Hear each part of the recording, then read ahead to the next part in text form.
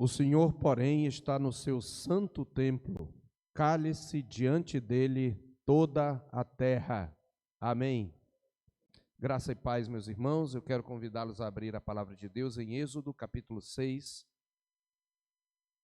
Na verdade, o que nós vamos expor está escrito, está registrado desde o capítulo 7 até o 10.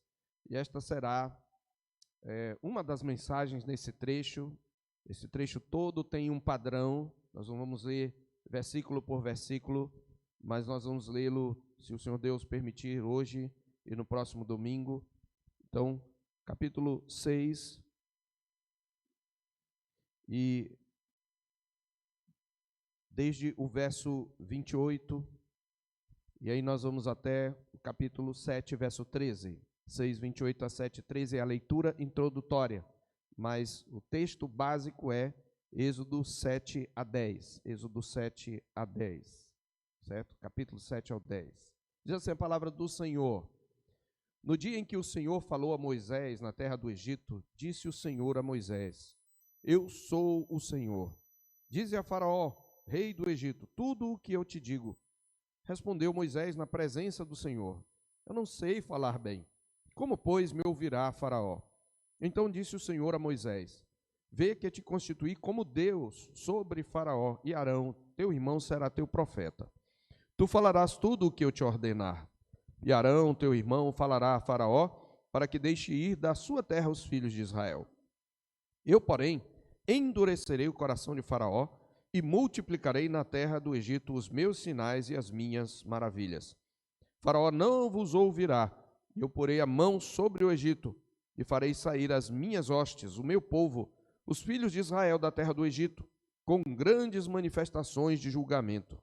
Saberão os egípcios que eu sou o Senhor, quando estender eu a mão sobre o Egito, e tirar do meio deles os filhos de Israel.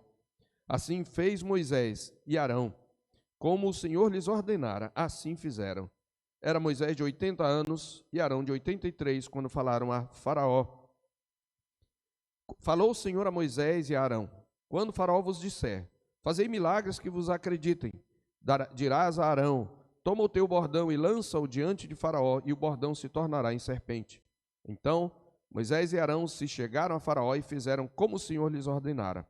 Lançou Arão o seu bordão diante de Faraó e diante dos seus oficiais, e ele se tornou em serpente. Faraó, porém, mandou vir os sábios e encantadores, e eles, os sábios do Egito, fizeram também o mesmo com as suas ciências ocultas, pois lançaram eles cada um o seu bordão, e eles se tornaram em serpentes. Mas o bordão de Arão devorou os bordões deles. Todavia, o coração de Faraó se endureceu, e não os ouviu, como o Senhor tinha dito. Amém. Meus irmãos, nosso irmão Duílio já orou pela mensagem. Eu quero começar esta mensagem, meus irmãos, lembrando-nos de que Deus não está numa queda de braço com seus inimigos. Sejam os principados e potestades que dominam esse mundo tenebroso, sejam as potestades humanas e os reinos deste mundo, sejam individualmente os filhos da desobediência sobre quem Satanás atua. Deus não está em queda de braço com ninguém, porque Deus é poderoso o suficiente para matar o iníquo com o sopro da sua boca, e é o que ele fará no dia final. Esta é uma das verdades reveladas no episódio das pragas do Egito. O que temos aqui, é preciso que fique claro, não é uma queda de braço entre deuses, é uma guerra entre deuses, mas não é uma queda de braços.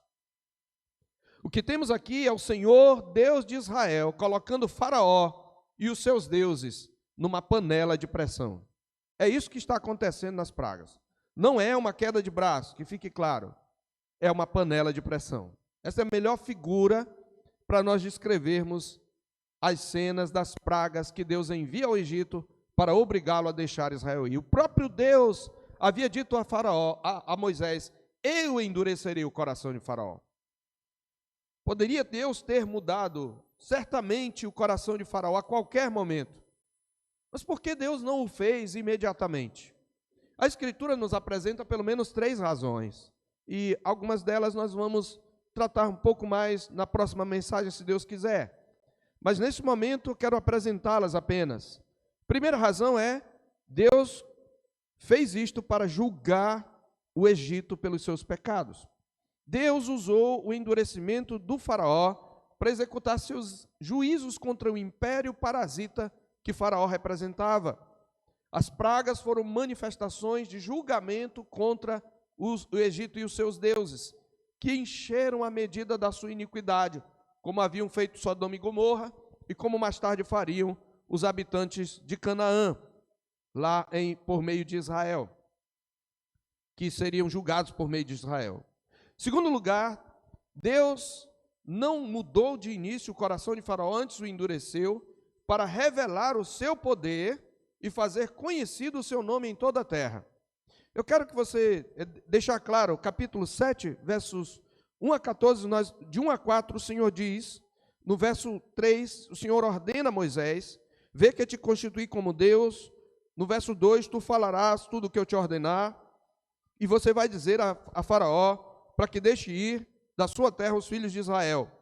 Eu, porém, endurecerei o coração de Faraó, e multiplicarei na terra do Egito os meus sinais e as minhas maravilhas. Faraó não vos ouvirá, e eu porei a mão sobre o Egito, e farei sair as minhas hostes, o meu povo, os filhos de Israel da terra do Egito, com grandes manifestações de julgamento. Deus está usando estes fatos para julgar o Egito, para trazer juízo sobre o Egito. No capítulo 12, no versículo 12, o Senhor diz, observe o capítulo 12, verso 12, porque naquela noite, anunciando a 10ª praga, passarei pela terra do Egito e ferirei na terra do Egito todos os primogênitos, desde os homens até os animais. Executarei juízo sobre todos os deuses do Egito. Eu sou o Senhor. Então Deus não mudou imediatamente o coração de Faraó, porque ele queria julgar o Egito. Este é o ponto. Segundo lugar, Deus não mudou o coração de Faraó para revelar o seu poder e fazer conhecido o seu nome em toda a terra. Ele deixa claro que ele iria multiplicar sinais e maravilhas no verso 3. E essa expressão sinal significa algo, um feito que aponta para uma realidade espiritual, que mostra o caráter de Deus. Por isso é um sinal. Sinal é sempre um símbolo de uma realidade maior. Então, e maravilha é aquilo que espanta, aquilo que é inusitado, aquilo que é extraordinário e sobrenatural. Mas o Senhor diz no capítulo 9, versos 13 a 16, eu falei que é o trecho, nós vamos passear por ele, indo e voltando, no capítulo 9, verso 13 a 16. Disse o Senhor a Moisés, levanta-te pela manhã cedo, apresenta-te a Faraó, e dize-lhe, assim diz o Senhor, o Deus dos Hebreus, deixa ir o meu povo para que me sirva, pois esta vez enviarei todas as minhas pragas sobre o teu coração, e sobre os teus oficiais, e sobre o teu povo, para que saibas que não há quem me seja semelhante em toda a terra, fazer conhecido o seu nome. Pois já eu poderia ter estendido a mão para te ferir, a ti e o teu povo com pestilência, e teria sido cortado da terra. Mas deveras, para isso te hei mantido. É para isso que eu estou te mantendo no trono, a fim de mostrar-te o meu poder e para que seja o meu nome anunciado em toda a terra. Claramente Deus está dizendo isso. Ele faz isto para manifestar o seu poder e a sua ira. Exatamente comentando esse texto em parte, é que o apóstolo Paulo, no capítulo 9 de Romanos 9, ele havia citado para mostrar que Deus tem misericórdia de quem quer e endurece a quem lhe apraz, ele havia citado Faraó, no verso 17 do capítulo 9 de Romanos, porque a Escritura diz a Faraó, para isto mesmo te levantei, para mostrar em ti o meu poder e para que o meu nome seja anunciado em toda a terra, por toda a terra. E nos versos 22 e 23, ainda nesse mesmo contexto, Paulo diz, Que diremos, pois, se Deus, querendo mostrar a sua ira e dar a conhecer o seu poder, suportou com muita longanimidade os vasos de ira, preparados para a perdição, a fim de que também desse a conhecer as riquezas da sua glória em vasos de misericórdia, que para a glória preparou de antemão. É exatamente isto que Deus está fazendo aqui.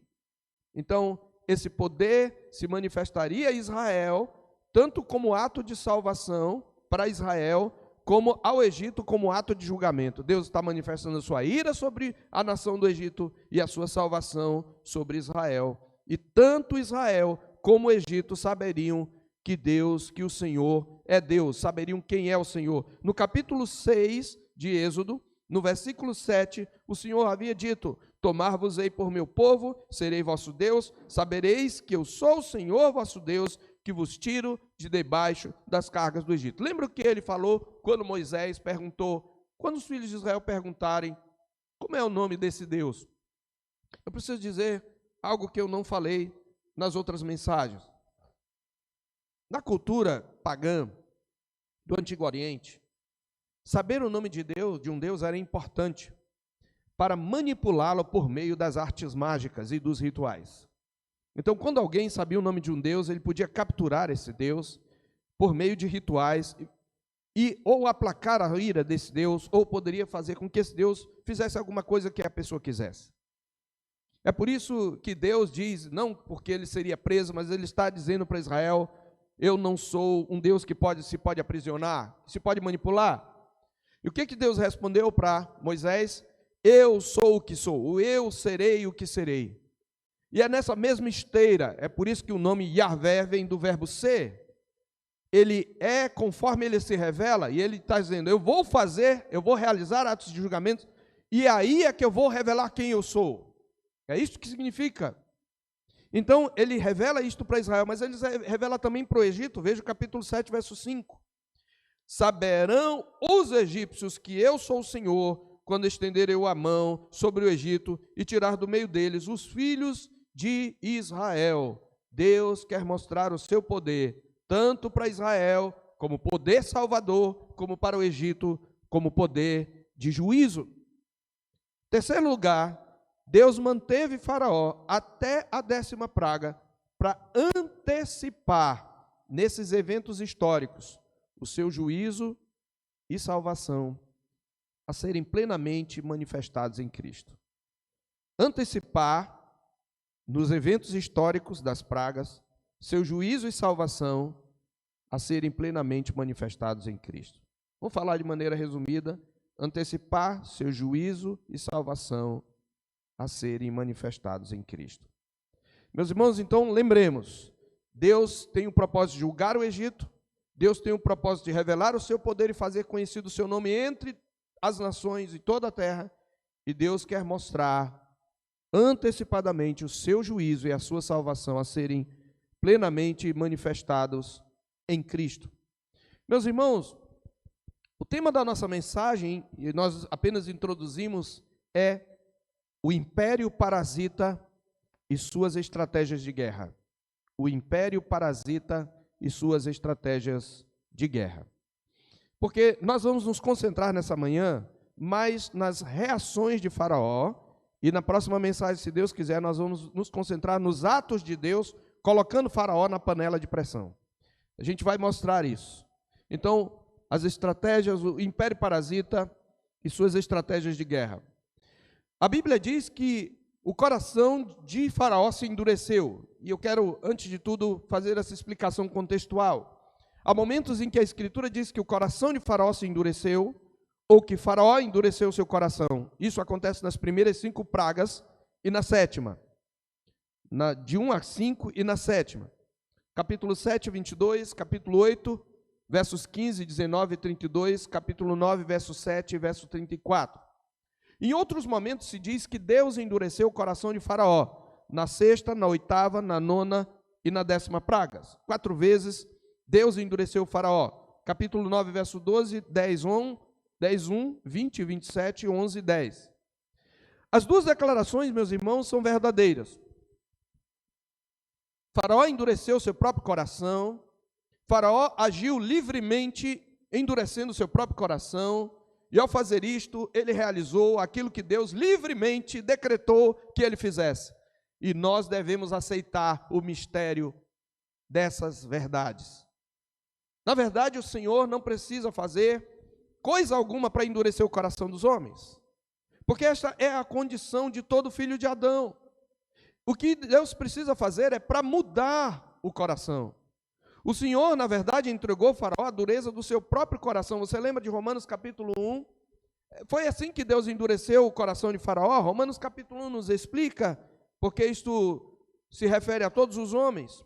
No capítulo 1, no verso 24, diz a palavra de Deus que porque os homens rejeitaram o conhecimento de Deus através da criação e mudaram a sua glória, por isso Deus entregou tais homens à imundícia pelas concupiscências de seu próprio coração, para desonrarem o seu corpo entre si. Deus os entregou à sua cobiça. Verso 26, por causa disso os entregou Deus a paixões infames. Depois no verso 28, e por haverem desprezado o conhecimento de Deus, o próprio Deus os entregou a uma disposição mental reprovável. A ideia é, Deus disse, faça-se a sua vontade, entre aspas. Então, como é que Deus endurece o coração de Faraó? O que ele precisa fazer? Nada. Apenas não mudar o coração, deixá-lo em seu estado natural e conduzir os eventos conforme ele quer. Então, as duas declarações são verdadeiras. Faraó endurece o seu próprio coração, por isso ele é responsável pelo seu endurecimento. Mas, querendo mostrar a sua ira e dar a conhecer o seu poder, o Senhor suportou com muita longanimidade esse vaso de ira, preparado para a perdição, a fim de que também desse a conhecer as riquezas da sua glória em vasos de misericórdia, que para a glória preparou de antemão, a saber, os descendentes de Abraão. Veja, só que enquanto está na panela de pressão, meus irmãos, Faraó se utiliza de várias estratégias para segurar o povo de Deus. É sobre isso que eu quero falar, as estratégias desse império parasita. Já vimos parte delas desde o capítulo 1, na verdade, e vamos revisá-las rapidamente. Devemos lembrar que, embora um personagem real, Faraó é uma representação da semente da serpente, como nós já temos visto, e do império parasita que Satanás implantou no mundo. E as estratégias que Faraó usou foram as mesmas que o diabo e o mundo sempre usam. Preste bem atenção, crente.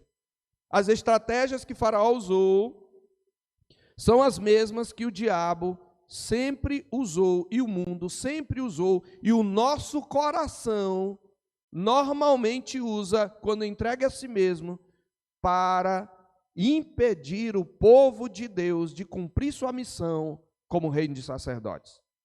E é da perspectiva dessas estratégias que eu gostaria de considerar esse texto. Quais são as estratégias? Vamos a elas. Primeira estratégia, opressão. Opressão e escravidão. Nós vimos isso nos capítulos 1 e 2, não vamos precisar ver lá, é apenas uma revisão. Você já viu que na fase de preparação, Israel se havia multiplicado pela bênção no Senhor, capítulo 1, de 7 a 11, e tornou-se uma ameaça ao domínio do Egito e do império parasita que ele representava, ao plano de domínio de Faraó. E como estratégia para impedir que a numerosa nação dominasse, Faraó os oprimiu, conforme o capítulo 1, versos 11, 13 e 14.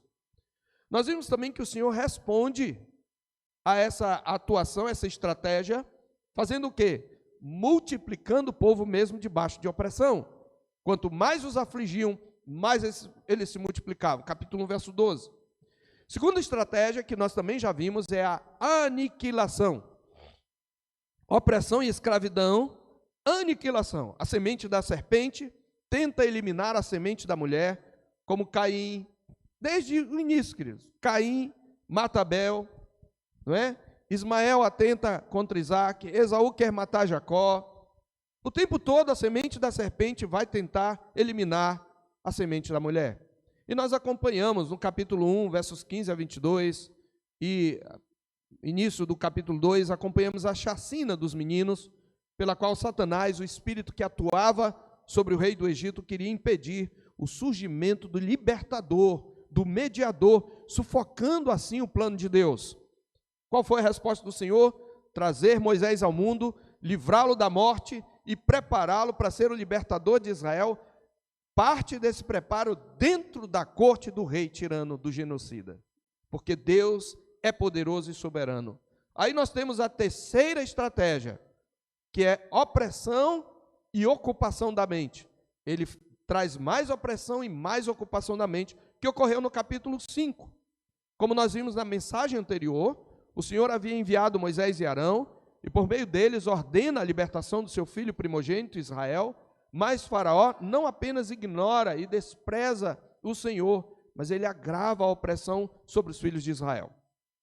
Eles precisavam de palha para fazer os tijolos, para fazer a liga do barro, porque os tijolos possivelmente não eram assados, e Faraó diz, olha, agora nós não vamos fornecer a palha, vocês vão procurar a palha e nós queremos a mesma produção. Vocês estão muito ociosos, por isso que vocês estão falando em culto, em adoração, e vocês precisam de mais trabalho. Então, ele aumenta o trabalho deles e ocupa-os de tal maneira que eles vão até Moisés e eles murmuram contra Moisés. E qual foi a resposta do Senhor? É exatamente colocar Faraó e sua nação na panela de pressão, enviando 10 pragas, que começam agora a partir do capítulo 7, versículo 14. Então, o endurecido Faraó muda de estratégia. Ele vai usar mais 2 estratégias que nós vamos nos concentrar mais nelas. Na verdade, ele vai usar 3 estratégias, mas a última delas a gente vai falar mais lá para frente, eu vou só mencionar. Mas eu vou mencionar as 3 desde já. Então, nós vimos opressão e escravidão, aniquilação, mais opressão e ocupação da mente. Poderíamos colocar a primeira e a terceira como uma só. Aí vem agora imitação, negociação e perseguição. Imitação, negociação e perseguição. Nós não vamos tratar de perseguição, somente imitação e negociação, porque a perseguição é quando ele já liberta o povo é libertado e ele persegue depois, arrependendo-se da decisão que tomou.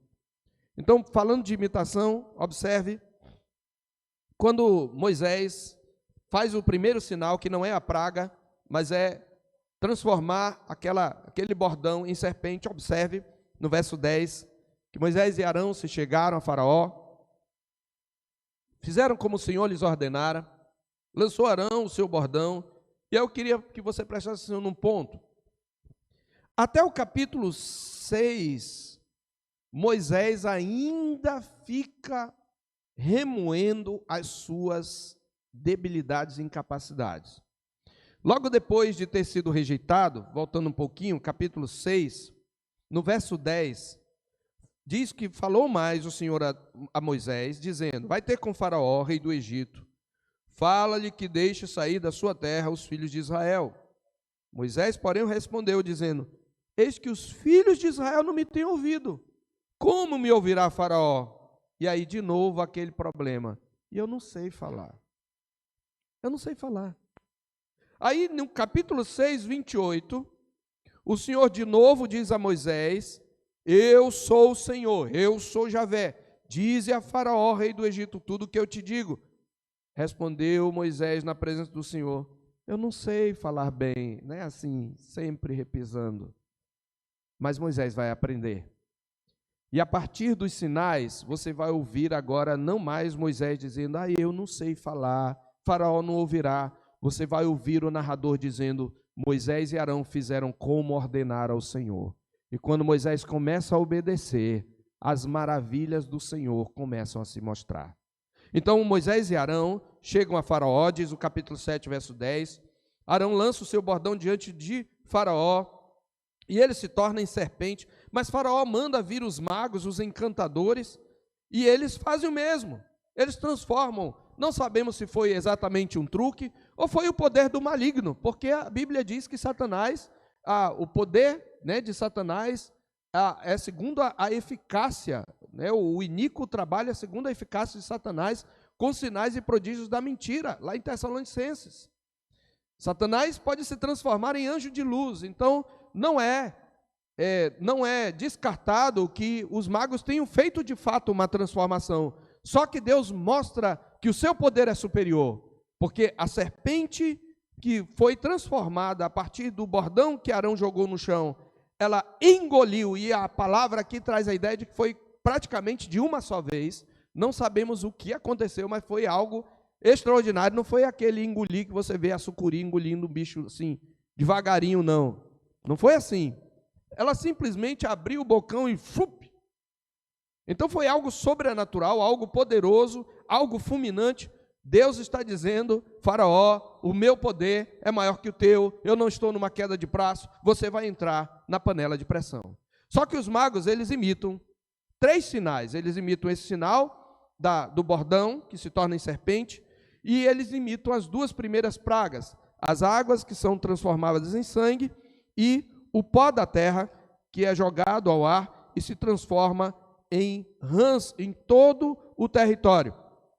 Então, você vai ver isto, a palavra de Deus diz que Arão estende a mão sobre os rios, sobre as águas. Aliás, desculpe, o pó da terra é o terceiro, os piolhos.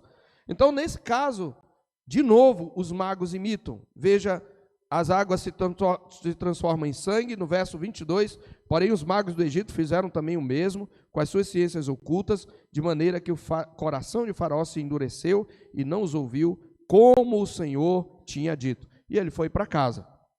Depois, na segunda praga, que é o terceiro sinal, quando o Senhor disse para Arão estender o seu bordão sobre as águas, sobre os rios, tudo aquilo produziria rãs, dali subiriam rãs. Verso 7, então os magos fizeram o mesmo com suas ciências ocultas e fizeram aparecer rãs sobre a terra.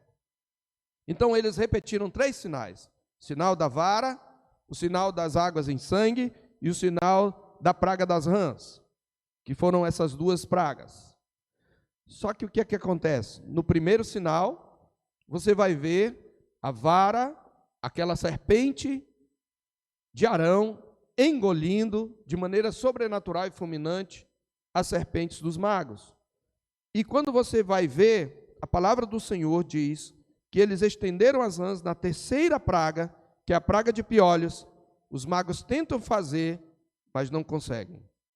Então, num, Deus diz: o meu poder é maior que o teu. No outro, Deus diz, na terceira praga, Deus diz: o meu poder restringe o teu. Você só vai até onde eu ordeno, onde eu determino, onde eu permito. Porque veja, na terceira praga, Arão estendeu o seu bordão, feriu o pó da terra, se tornou em piolhos. Pode ser outro inseto, a gente não sabe ao certo, a tradução aqui é piolhos, mas é um texto muito antigo, mas de qualquer maneira era um tipo de inseto, parasita, em toda a terra, no gado. E os magos fizeram mesmo com suas ciências ocultas, verso 18, para produzirem piolhos, porém não o puderam. Então disseram os magos a Faraó: isto é o dedo de Deus. Então, primeiro Deus suplanta, engole, destrói o poder de Satanás. Depois Deus restringe o poder de Satanás. No momento, ele faz algo que aniquila o poder destruidor de Satanás. Em outro, ele diz: você não vai fazer nada. Deus está mostrando: eu não estou numa queda de braço, eu estou colocando vocês numa panela de pressão. É isso que Deus está fazendo. Aí vem então a quarta praga em diante. E aí Faraó traz uma outra estratégia. E eu quero me deter um pouco mais nessa estratégia, que é a negociação. E presta bem atenção, povo de Deus, porque ainda hoje Satanás usa isso. Negociação. Satanás ou Faraó vai negociar. O seu coração é endurecido. No momento ele vira as costas, ele de repente vira as costas. Na primeira praga ele não liga. Na segunda praga, observe capítulo 8, verso 8, ele já chama Faraó e Moisés e diz: rogai a Javé que tire as rãs de mim e do meu povo, então deixarei o povo para que ofereça sacrifício. Ele vai devagarinho amolecendo. Embora diga: o meu coração está endurecido, embora o Senhor disse: o coração de Faraó está endurecido, a panela de pressão está ocorrendo. E aí ele traz uma negociação, e nessa negociação tem 4 propostas. A partir da 4ª praga, 4 propostas. Eu quero abordar essas propostas. Nós não vamos falar muito das pragas. Na próxima semana, se Deus quiser, nós falaremos. Mas 4 propostas. À medida em que a praga vai se alastrando, Faraó vai fazendo propostas de ceder, mas não tudo.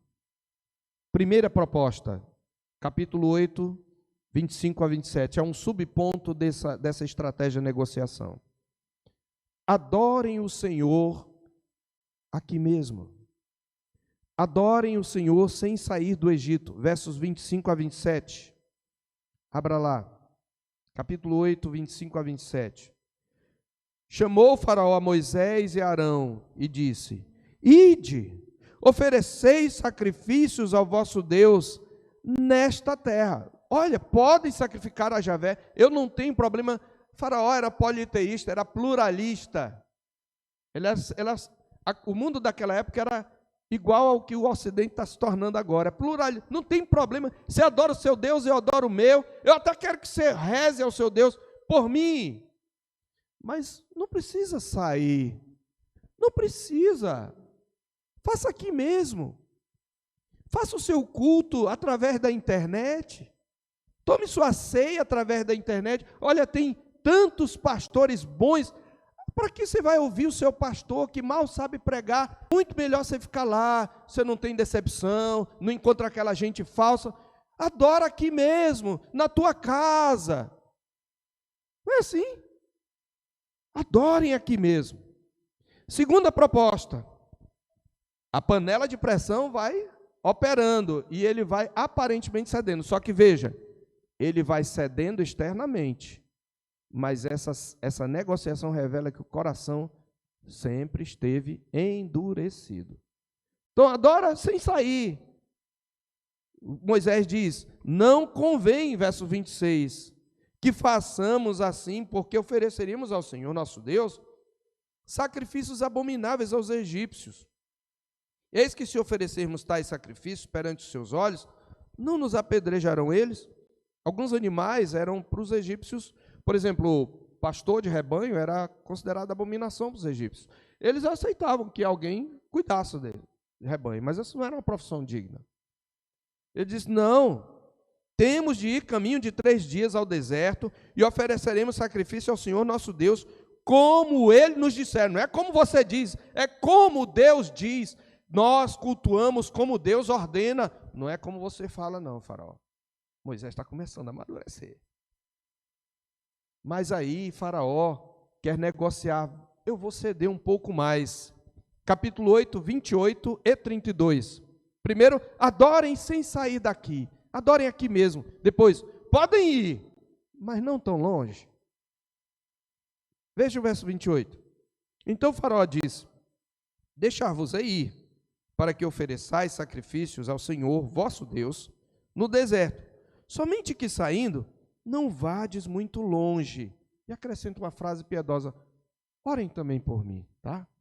Eu preciso da oração. Ore por mim, mas não vá tão longe. Não tanto. Olha, já tem culto domingo à noite, para que ir domingo de manhã? Você já foi, você merece um descanso, não é dia de descanso? Vai só à noite, ou vai só de manhã. Olha, não precisa ir para o culto, não. Vai para a escola dominical de manhã, você vai para o culto à noite. Não vá tão longe. Não, olha, o dia do Senhor é sagrado, mas quarta-feira é meio, né?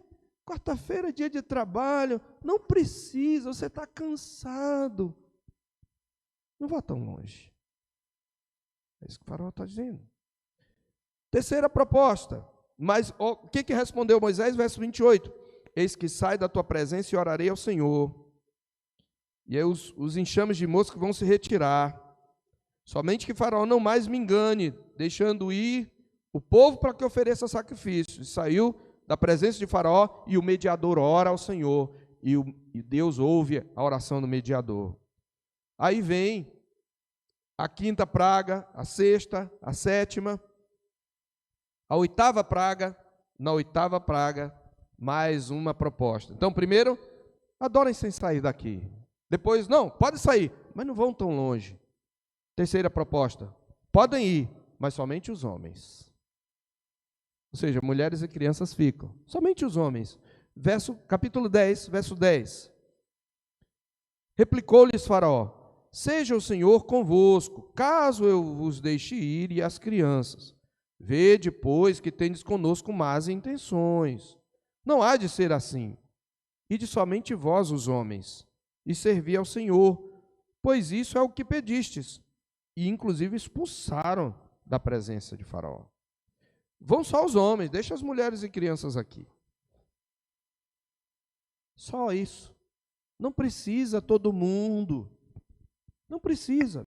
Olha, você está adorando ali, dá um brinquedinho para o menino, para ele se distrair, que você pelo menos fique em paz. Só você adora, ele fica distraído com o brinquedo. Ou com salgadinho. Negociação. Só os homens. Às vezes só as mulheres. Ou só o seu filho. Você não precisa de Deus? Eu quero que meu filho vá para a igreja, mas eu não vou. Não precisa a família toda. Não precisa todos os dias você buscar a Deus em oração. Basta alguns dias, faz uma oraçãozinha pequena. Você faz, mas deixa o seu filho lá. Podem ir, mas somente os homens. Quarta proposta. Tá, vai todo mundo, mas deixa um rebanho. Rebanho vocês deixam, tá, ok? Tá bom? Capítulo 10, 24. Então Faraó chamou a Moisés, depois da 9ª praga, que é das trevas, e lhes disse: ide, servi ao Senhor, fiquem somente os vossos gados, os vossos rebanhos e o vosso gado. As vossas crianças também irão convosco. Só o gado. Só fica o gado. Né? Para que dízimo? É dízimo para o pastor roubar? Você já tem tanta despesa. Ajuda os pobres. Para que oferta? Não precisa.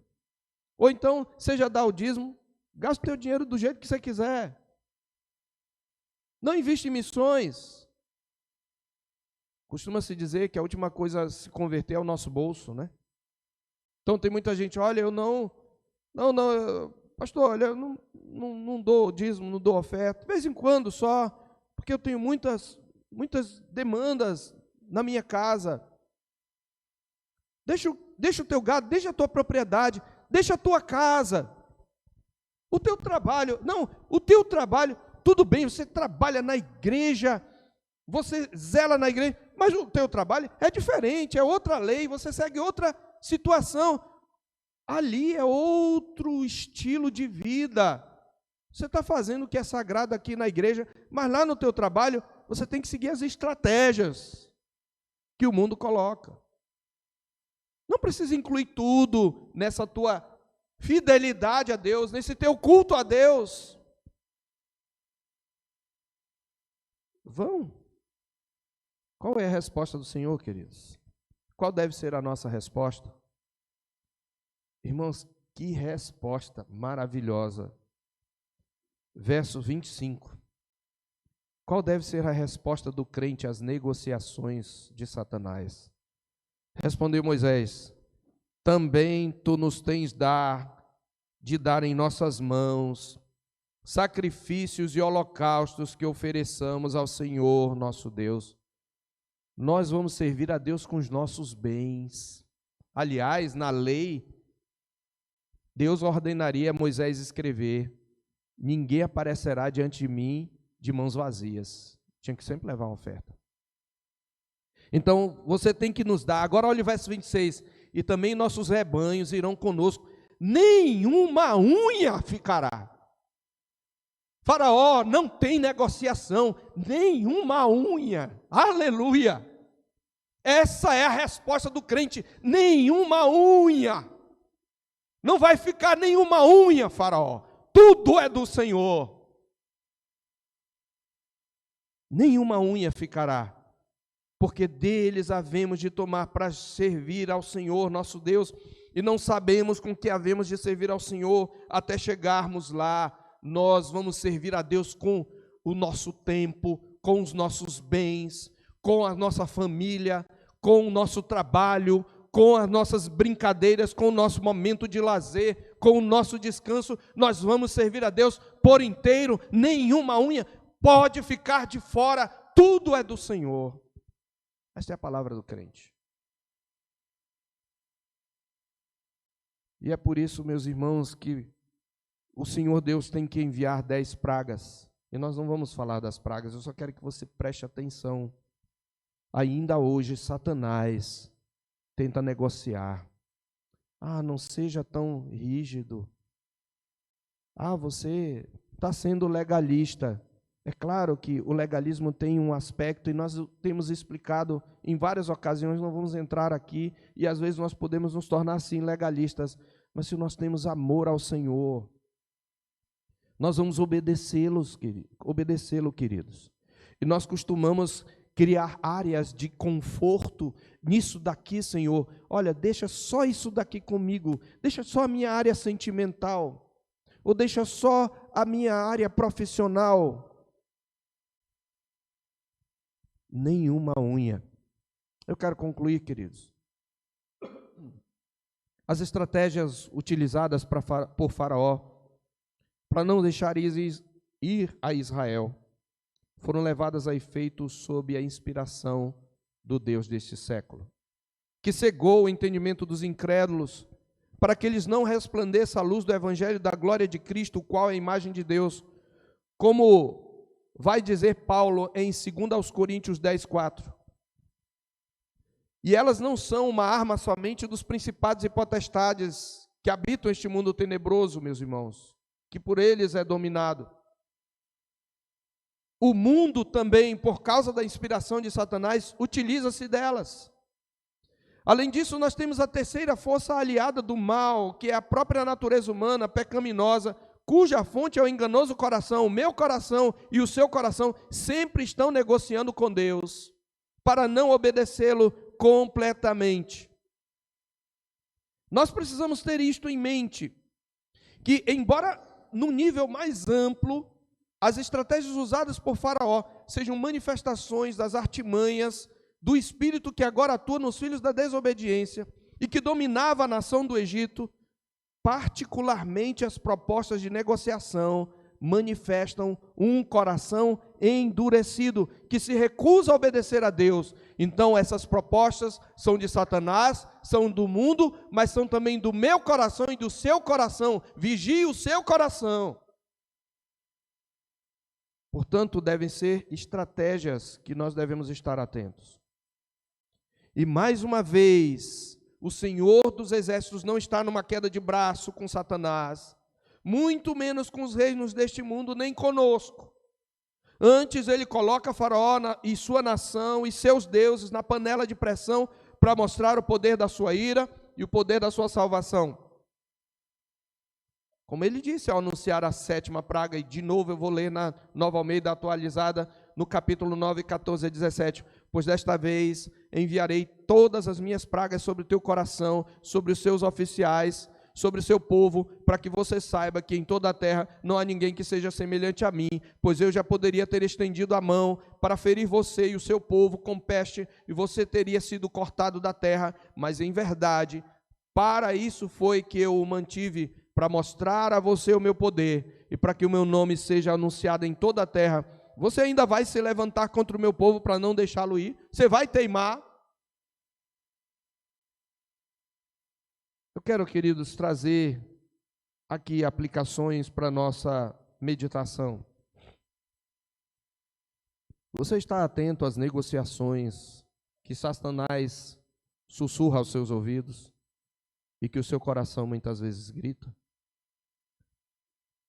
Você está atento, crente? Irmãos, deixa eu dizer uma coisa. Eu sei que eu estou diante de crentes piedosos que buscam a Deus, mas não tem um só de nós aqui, um só, nenhum, incluindo eu, que todos os dias o seu coração não negocia alguma coisa da sua obediência. Não tem nenhum de nós. Então quero que você sonde o seu coração. Tenha você o tempo que tiver de crente, que o seu coração tem negociado. Porque, meus irmãos, como o glutão inveterado, assalta a geladeira no meio da noite, beliscando doces e quitutes, pedacinho por pedacinho, até restarem farelos onde antes era um belo bolo de chocolate. Nós vamos cedendo ao nosso coração pecaminoso, fazendo mimos a nossos apetites carnais, e essa aquiescência sutil é a mais letal arma do pecado contra nós, porque ela não exige muito, apenas um pouquinho de alívio para a carne crucificada, o qual culmina no abrir da jaula, libertando a fera adormecida à porta, como Deus advertiu a Caim: se procederes mal, eis que o pecado jaz à porta, o seu desejo será contra ti, mas a ti cumpre dominá-lo. Se não pararmos agora, seremos presos e devorados. Preste atenção no alerta. Neste processo, nós procuramos neutralizar a consciência com diminutivos. Eu dei só uma olhadinha, foi só uma mentirinha que eu tive de contar. Eu fiz, mas foi só uma vezinha. Nós deixamos negligentemente de perceber a insuperável influência das coisas pequenas nas grandes reviravoltas da nossa vida. E é por isso que muito crente piedoso, fiel, leva grandes tombos. Não é verdade, meus irmãos, que o que engorda é beliscar guloseimas entre as refeições? Quem não sabe que o que derruba o alcoólatra é o primeiro gole?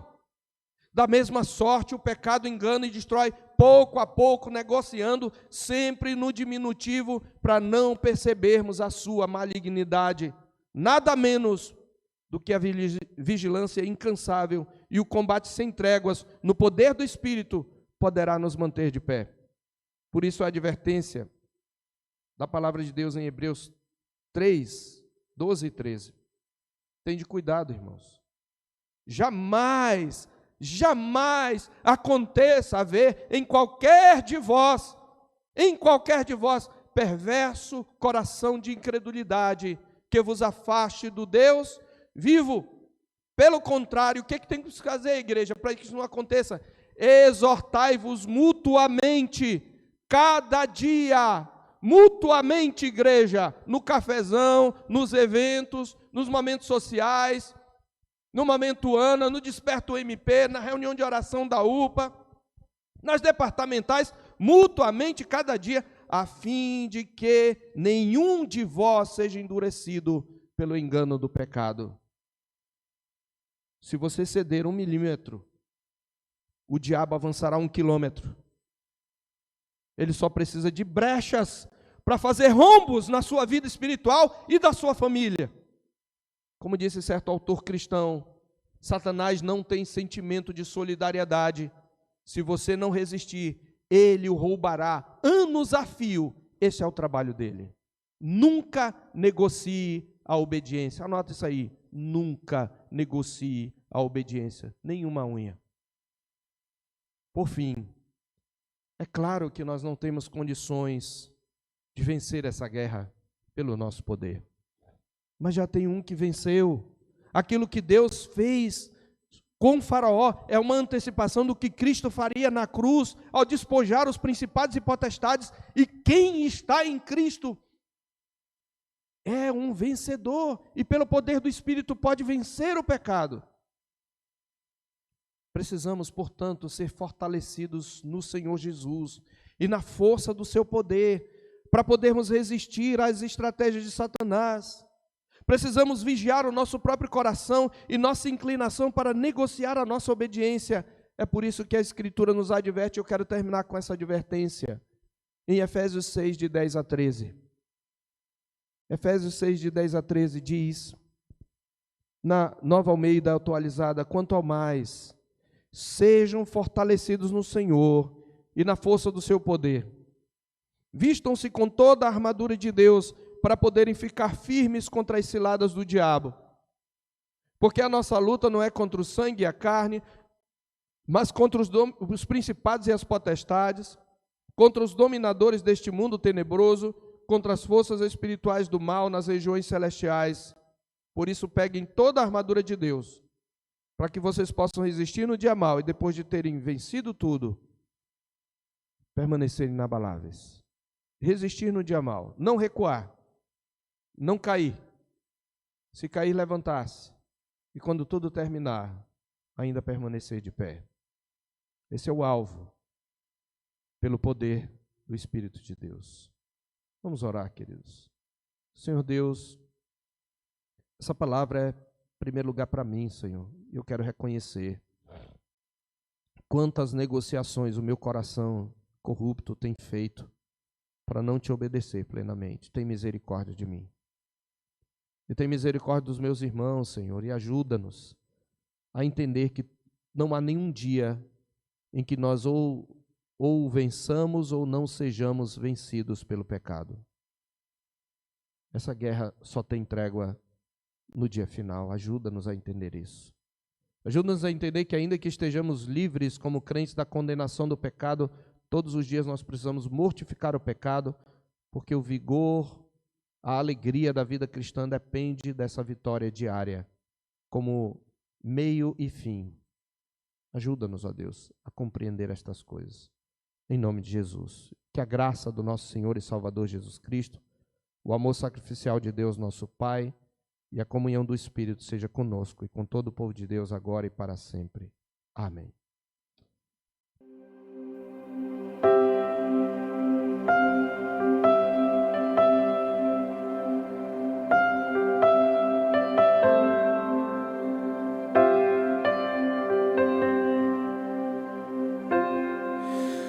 Tu és bem-vindo aqui.